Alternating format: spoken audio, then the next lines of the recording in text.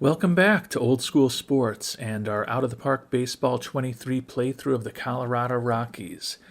If you have been enjoying our series and enjoying our channel, would sincerely appreciate it if you subscribe, like our videos, and always interested in hearing your thoughts on what we're doing right, what we're doing wrong, and how you would do things differently in the comment section down below. We have just finished the 2052 season, and the Colorado Rockies are world champions. We fought hard with this team to ensure we had the best record in baseball and home field advantage throughout the playoffs, and it ended up being critical to our success. You can see we ended up with an 11-5 record across our three playoff series. We took out the Dodgers 3-0 in the NLDS. We then took out the Brewers 4-2 in the NLCS. And we just took out the Los Angeles Angels 4-3 in the 2052 World Series. And our record at home was 9-0 in those three series.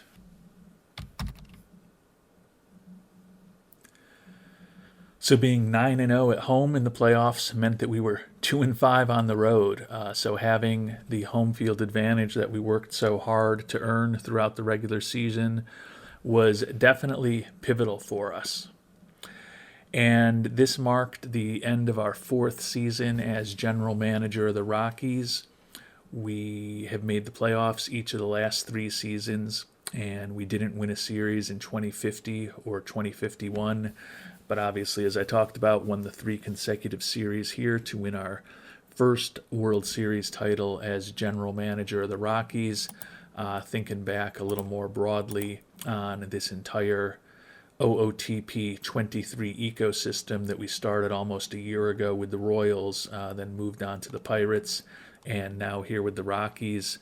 We're now going to have 24 playoff appearances in 31 seasons, 8 World Series appearances, and now 6 World Series championships.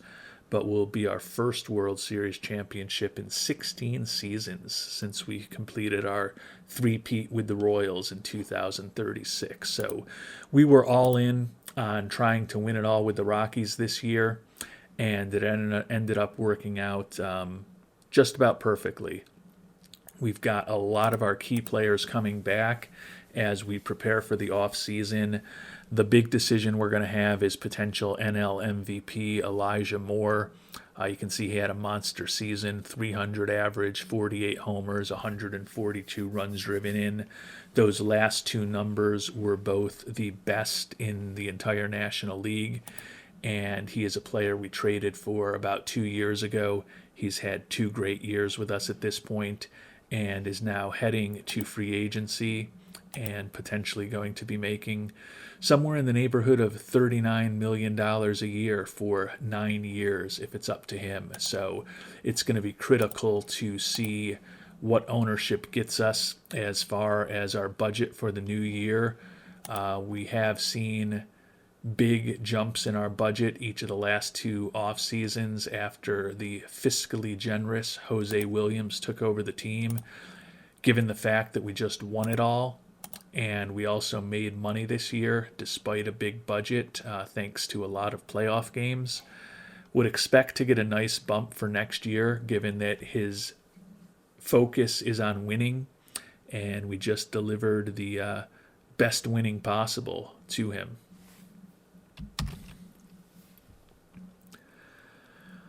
Taking a look at the statistical summary of the Rockies for the season, our 104-58 record was right in line with Pythagorean expectations.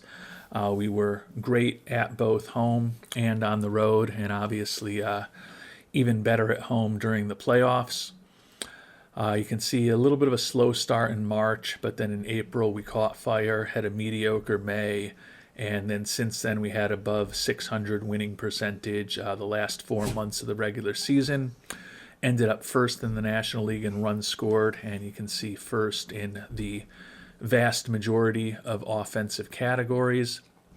Pitching-wise, we were fourth in the National League in runs allowed. I think for a team that plays 81 games a year in Coors Field, it's hard to imagine being much better than that. I don't think in real life the Rockies have ever been that good over their 30-ish year history in the major leagues at this point. Starters ERA was fourth, bullpen ERA was eighth, pitcher WAR was first, batter WAR was obviously first. The only knock on the team is that our defensive efficiency was very bad and our zone rating was mediocre. So perhaps we will look to spend some money in the offseason in terms of improving our defensive abilities a bit. Turning to our pitching staff, part of the reason we moved on from one of our top offensive players, Jamel Cohen, last offseason was, one, we felt like we had a good and cheap replacement in our system, but number two, we felt like if we moved on from him, we might have the money to go after Rogelio Loera, who is one of the top pitchers in baseball history. Right now, he's a 10-time Cy Young Award winner, a 15-time All-Star. He's going to be a 2-time World Series champion once we move to the offseason. And after going 18-6 with a 289 strikeouts, a 3.13 ERA, led the league in WHIP, strikeouts per nine, strikeout to walk ratio, FIP minus, and WAR. I think there's a pretty good chance that he's going to add an 11th Cy Young Award to his rapidly expanding trophy case. Just an incredible performance at the age of 40. He is only chasing history at this point. Picked up his 6,000th strikeout this season, and after leading the league in wins, is only 10 wins away from hitting the allegedly unreachable 300 win plateau in the modern game of Major League Baseball. So he has had just an incredible career.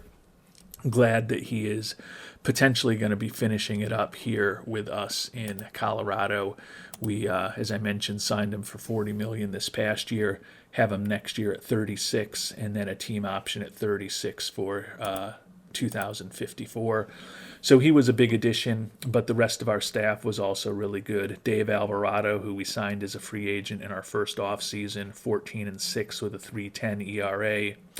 Jose Vasquez, the youngest member of our starting rotation, 28 years old, 14-7, 4.86 ERA after we traded for him last offseason.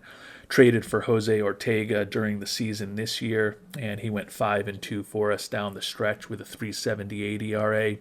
And then Javi Toledo was a big free agent acquisition of ours 2 years ago, and he followed up a 20-win season his first year with us with a 13-9 record and a 4.14 ERA this year.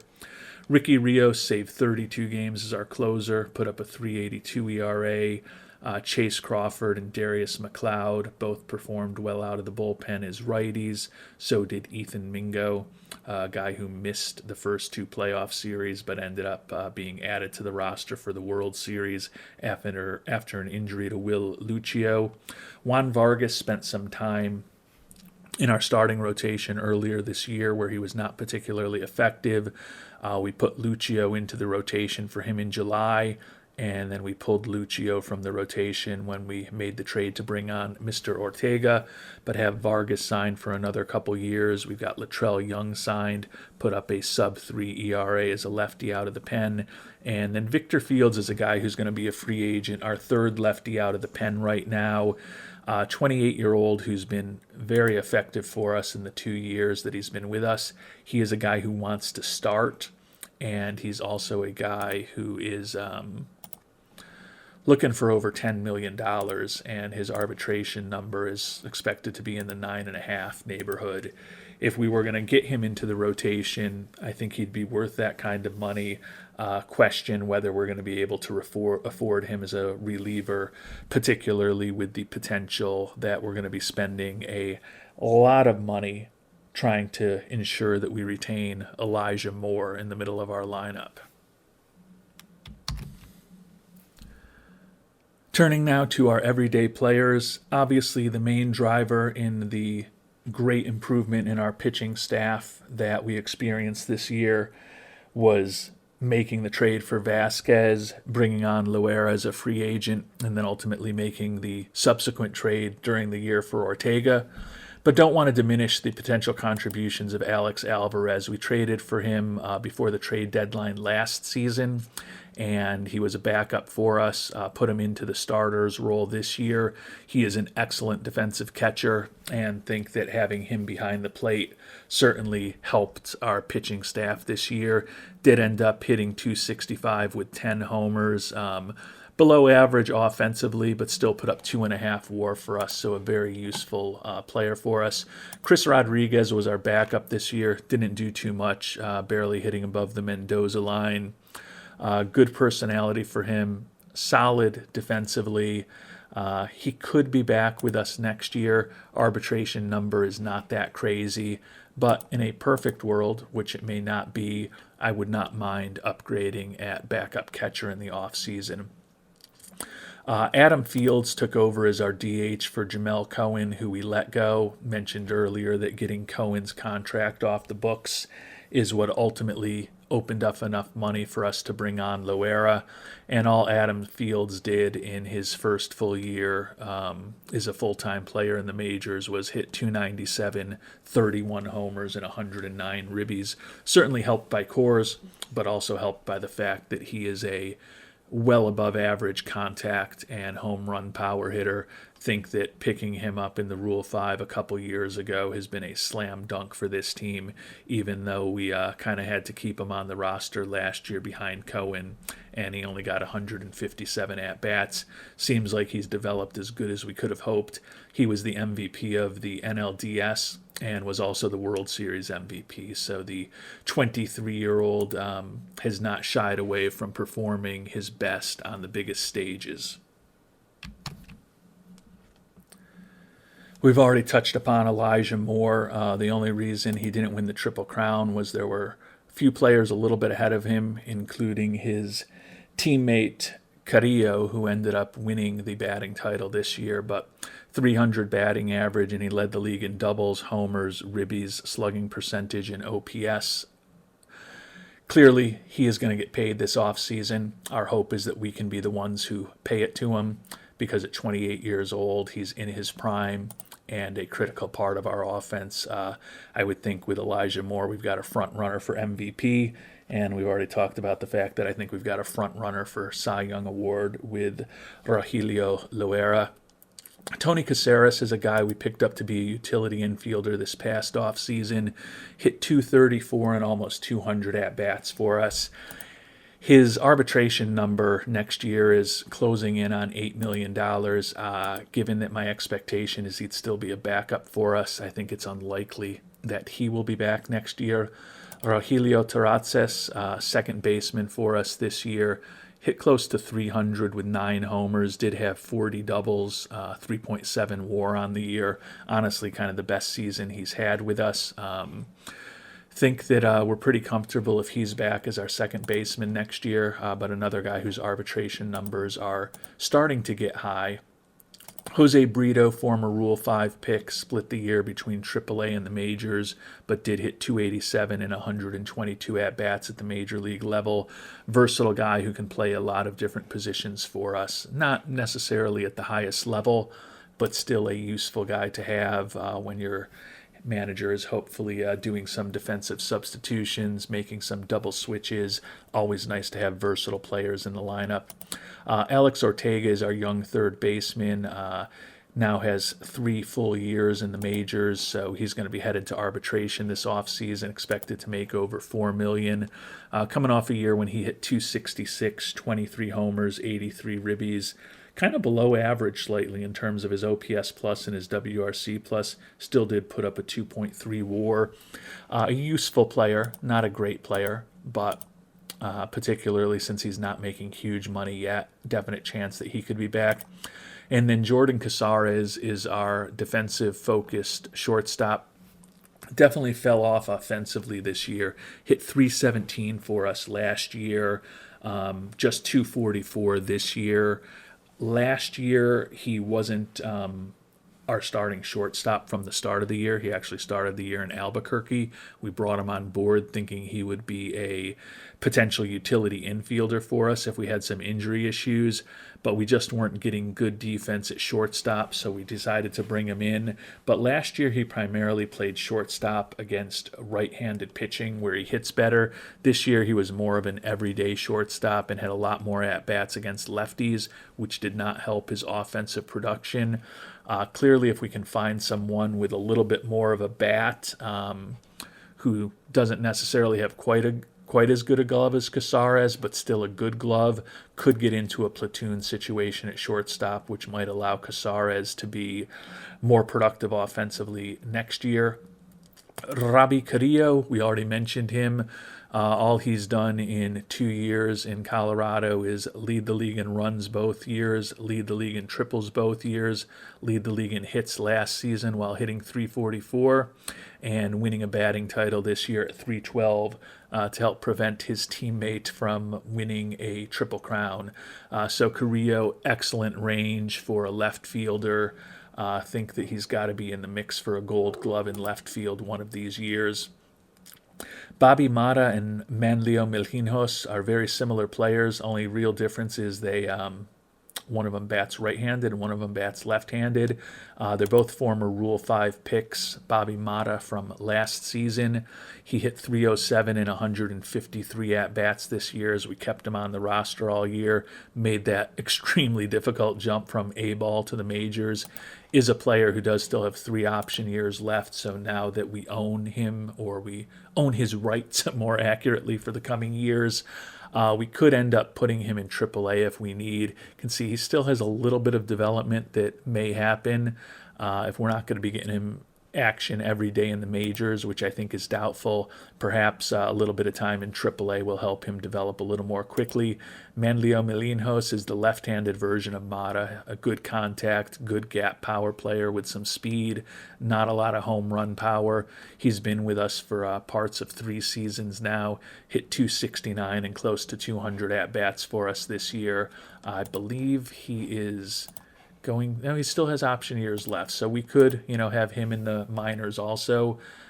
Clearly, with the amount of money that we're potentially going to be spending on Elijah Moore to bring him back, though, having a couple of young, competent players who aren't making a lot of money under our control to fill out the back end of the roster may not be the worst strategy.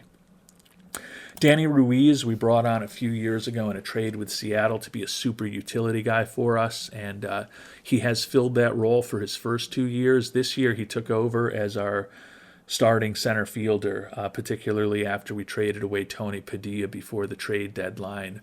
Really good range and strong error and arm ratings. I don't think he's a gold glove center fielder, but very competent defensively, and also had a pretty good bat this year. .281, 19 homers, 77 driven in, slightly below average with his OPS plus, a bit above average with his WRC plus, put up close to 4 WAR with a good defense.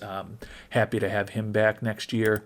And then Bobby Perez, the reigning National League Rookie of the Year, missed some games this year with injuries early in the season, but still hit .274 with 28 homers and 82 ribbies.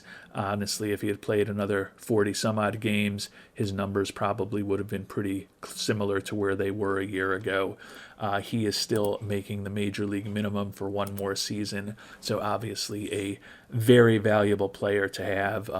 Has the lowest range out of any of our outfielders, but has that gun in right field, and feel that with Carrillo, Ruiz, and Perez across the outfield, we've got a pretty darn good defensive outfield going forward for the next couple of seasons. Carrillo is signed at big money. Perez, as we talked about, is still making the minimum. Ruiz is another one of our arbitration-eligible players, and his number is going to be closing in on $10 million next year. So we'll have a decision on him in the offseason. I tend to think he will be back.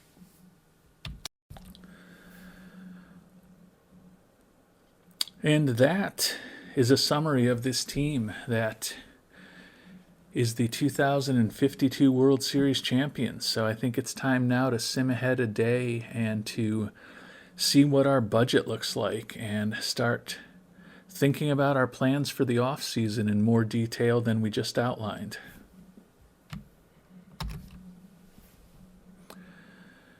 And as the offseason begins, the Rockies, as we talked about, are the World Series champions from 2052, a season score of 964.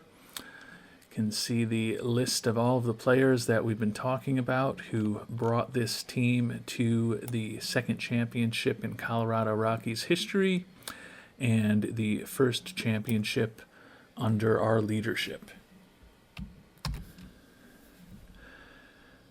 And apologies if you hear a little bit of background noise. Not sure how sensitive the microphone is, but I do have a neighbor who is apparently out in his driveway grinding some metal right now. So the sparks are flying, and I was wondering what the noise was, and that's what it was. So hope it's not causing too much unnecessary feedback. And as this off-season begins, we've got an arbitration decision on left-hander Latrell Young.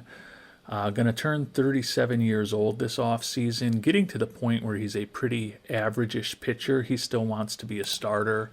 We did not give him any promises like that in the agreement with him. And why? Oh, did we just lose our head scout? Okay, that explains why. The scouting accuracy went to low. I do not like that one bit.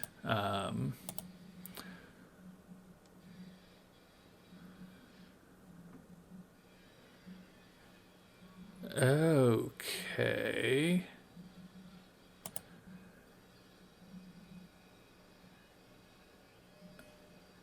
Victor Alvarez, I thought... I'm very confused now. Oh, okay. Victor Alvarez is he's a minor league coach. I'm guessing this is going to tell me that our scout just retired. Okay, Alex Delgado just retired. So we don't have any scout right now, which is, to use my catchphrase, not optimal. We're also losing a AA manager. And Victor Alvarez has left from being our high A-ball manager to go to the KIA Tigers. The Orioles are looking to pick up Alex Ortega, our young third baseman, for a pretty good left fielder, Juan Quiles. He's wrecked physically, though, and making a ton of money. No thank you. Top prospect list. We no longer have any of the top 10 prospects. Off-season beginning, arbitration beginning. So anyways, back to Latrell Young and Ethan Mingo. We need to make decisions on both of them. Ethan Mingo is a right-handed, pretty generic reliever. Is a guy who could start. I just don't know that $4.3 million seems certainly fully valued for a guy who didn't even make our postseason roster until we had the injury to Will Lucio. And we'll have to decide on Latrell Young. So we've got some holes to fill in terms of our personnel now. Most importantly, a scouting director, and then also a AA manager and a high A-ball pitching coach, and now a rookie league manager. So we've got some work to do in terms of our personnel. Let's figure out how much money we're going to have to do it. Oh, and it went right to the season goals. So was thrilled that we won the championship. Wanted us to do better with defensive efficiency. Wasn't sold on our work until now, until we got the attendance numbers up. Gave us 6 years to bring a trophy to the city, and he can't complain about that now. Delighted with our performance. Overall mood with our performance is ecstatic. Next year's a new year. Win the championship, improve our defensive efficiency. Oh, he's starting to focus on profitability now. Wants us to have a final total balance of $25 million. So, interesting. He's been incredibly generous. Now that he has a championship, he's going to start rolling out some additional goals. We did get extended for 4 years at $2.2 million a year, which is nice. Let's check in and see where the new budget stands. $316 million available. So that is a nice bump from 288, another $28 million higher in terms of our budget. Now, quite honestly, I don't know how we are possibly going to achieve his goals for a final balance of $25 million when, with the salary that we just had this year and winning the World Series, playing 3 postseason rounds, we only are finishing with a balance of $6.25 million. And if I start spending more and more money, I guess the only thing is if we are so good on the field that we can raise our ticket prices. That's really the only lever that we have to press. But certainly the fact that our budget is going to go up to $316 million should give us an opportunity to be really competitive and puts us in the top 10. So can't complain, or not necessarily complain, but can't characterize ourselves as a middle market team anymore with the 8th biggest budget in baseball. I guess the one positive thing is that we do have 2 years to get to a $25 million balance. So we can still go all in on just trying to win like crazy this coming year. And then if we want to meet his goals, potentially cut back next year, or 2 seasons from now, technically. But quite honestly, I'm just focused on winning at this point. If he's going to fire me because I don't make a profit and I have a team that's a perennial contender, it is what it is at this point. So the finances are in a good enough situation where we can absolutely make an offer to Elijah Moore. His demands come down to a little over $37 million, although he does want 10 years now. Have to give that one some thought. Ricky Rios, would like to have him back at closer. He's looking for $14.5 million a year, though, for several years. I think that's expensive. Tony Caceres, we've talked about, unlikely to be back. Danny Ruiz will be back. Taratsas is a tough choice. Fields is a tough decision, probably pretty expensive for a middle reliever. Chris Rodriguez could be back, but I'd prefer to upgrade. And Alex Ortega, his number's not too bad. Not a great third baseman, but not a bad one either. So we do have a lot of decisions that we're going to need to be working on in the off season. And we'll kind of focus on the arbitration angle of it in our next episode and start putting a plan together for potential free agency. Take a really quick look now at who the potential free agents are going to be. I think this is clearly stands to change. You know, you look at Elijah Moore, who's supposedly going to be the best free agent out there. And I think my hope is that we get him locked up before he hits free agency. But certainly potentially some pretty high-end talent. First thing I'm going to have to do is get a scout in here that I like and that I can trust to help with the analysis. Looking at the pitchers, again, some pretty high-end talent. Ricky Rios, who's on our team. Jesus Galindo, former pitcher for us. And then guys that we're familiar with from our time with the Pirates, like Jose Calderon, Alex Arroyo, Bobby Astorga, Juan Bin Daoud. Greg Gaylord even back on the market. So Jose Montoya. So a lot of familiar names, particularly among the pitchers, look like they are going to be among the free agents. So we're going to have a lot of decisions to make this offseason.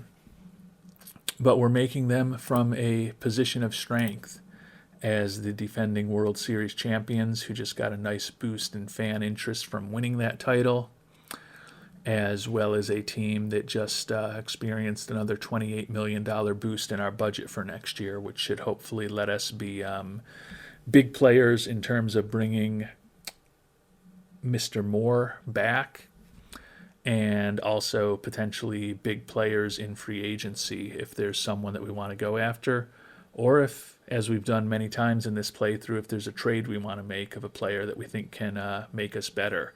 Certainly at a point in this playthrough with a huge budget and then to break the fourth wall, so to speak.